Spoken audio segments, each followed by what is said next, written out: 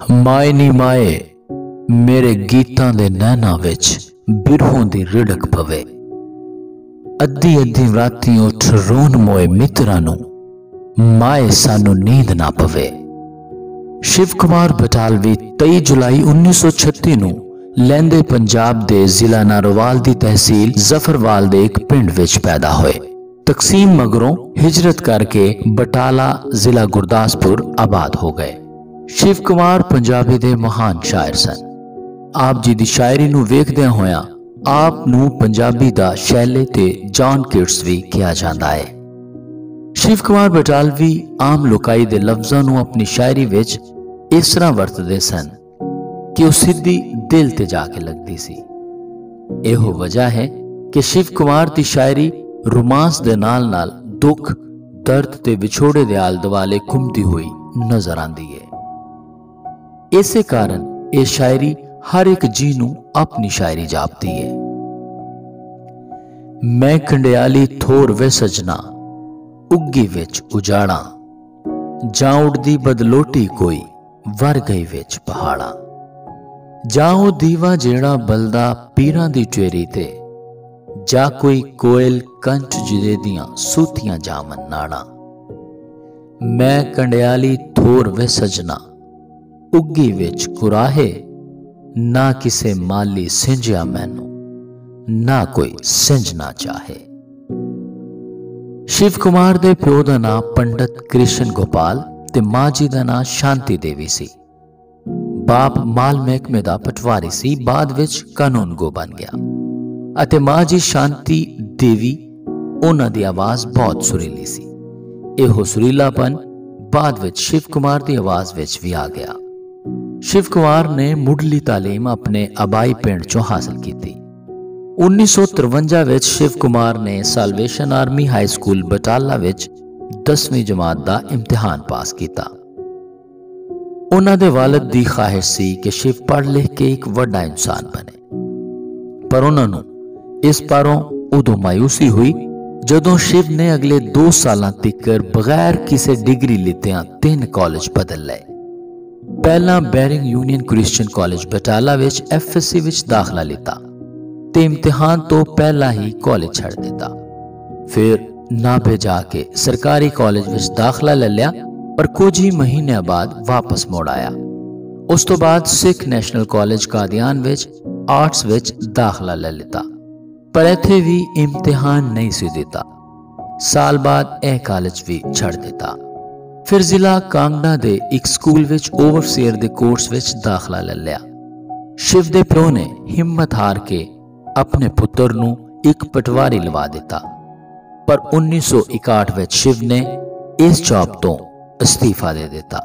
1966 तक बेरोजगार ही रहा। आखिर रोजी रोटी तो तंग आके शिव ने 1966 विच स्टेट बैंक ऑफ इंडिया विच क्लर्की दी नौकरी कर लई। शिव नूं जवानी विच ही मीना नामी एक कुड़ी नाल प्यार हो गया, मगर उस कुड़ी दी बेवक्त दी मौत ने शिव नूं तोड़ के रख दिता। बाद विच जॉन किट्स दी तरह उन्हें एक होर कुड़ी नूं दिल दे दिता, पर वो कुड़ी बेवफाई कर गई, किसी होर नाल विआह करके अमरीका चली गई। उस कुड़ी दे पहले बच्चे दी पैदाइश ते शिव ने इंतहाई खूबसूरत गीत लिखा। माए नी माए मैं एक शिकरा यार बनाया, ओदे सिर ते कलगी ते ओदे पैरीं झांझर ते ओ चोग चुगींदा आया। माए नी माए मैं एक शिकरा यार बनाया। 5 फरवरी 1967 नूं शिव दा विआह गुरदासपुर दे ही एक पिंड कीड़ी मंग्याल दी एक कुड़ी उरना नाल हो गया। उस विआह तो शिव कदरे खुश नजर आंदा सी। शिव दे 2 बच्चे होए, एक पुत्र मेहरबान ते एक धी पूजा।